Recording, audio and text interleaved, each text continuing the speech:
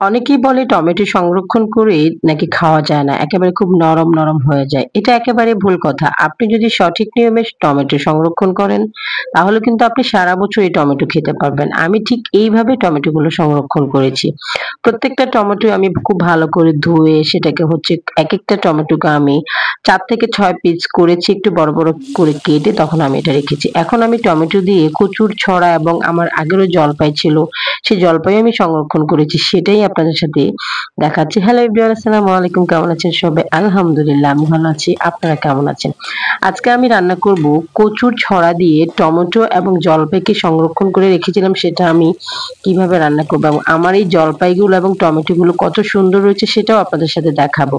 অনেকেই আছে যারা সংরক্ষণ করে রাখে তারা খালি বারবার বলে যে এটা নাকি খুব নরম হয়ে যায়।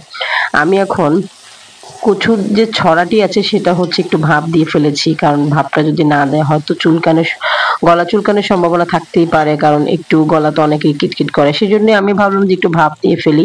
আমি কচুর ছড়াটাকে একটু ভাপ দিয়ে ফেলেছি। দেন আমি হচ্ছে এখন হলুদ, মরিচ, একটু হালকা রসুন বাটা, আদা বাটা দিয়ে এবং সবকিছু দিয়ে আমি হচ্ছে এখন একটু কষিয়ে নিচ্ছি। খুব ভালো করে কষাতে হবে কারণ তরকারি কিন্তু যত বেশি কষানো হয় ততই কিন্তু অনেক মজা হয়। এখন আমি সংরক্ষণ করা টমেটোটাকে আমি দিয়ে দিচ্ছি তরকারির সাথে এবং ওই তরকারিটাকে খুব ভালো করে কষাতে হবে কারণ ওই একই কথা যে তরকারি কিন্তু আমরা যত বেশি কষাবো ততই কিন্তু আমাদের তরকারিটা অনেক বেশি মজা এবং ঘন হয়।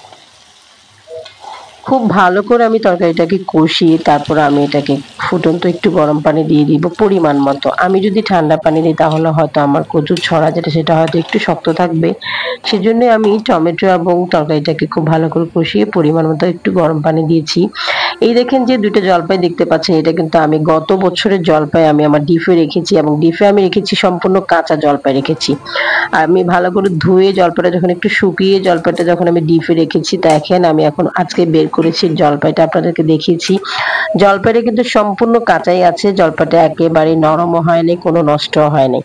এভাবে কিন্তু আপনারা বছরের ১ বছরের জলপাই আপনারা আরেক বছর খেতে পারেন। আর টমেটো আমি রেখেছি ১.৫ থেকে ২ মাস হবে। তখন আমি অনেকগুলো টমেটো কিনেছি আর সেটাই আমি সংরক্ষণ করে রাখার পরে অনেকে বলছে যে সংরক্ষণ করে রাখার পরে টমেটো একেবারে নরম হয়ে যায়, খাওয়াই যায় না। হ্যাঁ, আপনি টমেটোর সালাদ খেতে পারবেন এবং টমেটোর কোনো ভর্তা হয়তো একটু মজার মতো খেতে পারবেন না। কিন্তু আপনি রান্নাটা কিন্তু ভালো করে করতে পারবেন। এই যে আমি আজকে রান্না করেছি, অবশ্যই আমার রান্নাটা অনেক ভালো হয়েছে। কারণ আমার বাচ্চারা কিন্তু রান্নার পরে খাবারটা খেয়ে কিন্তু আমার কাছে খুব সুন্দর একটা রিভিউ দিয়েছে। আমি জিজ্ঞাসাই করেছি যে কেমন হয়েছে? ওরা বলছে হ্যাঁ, অনেক মজা হয়েছে।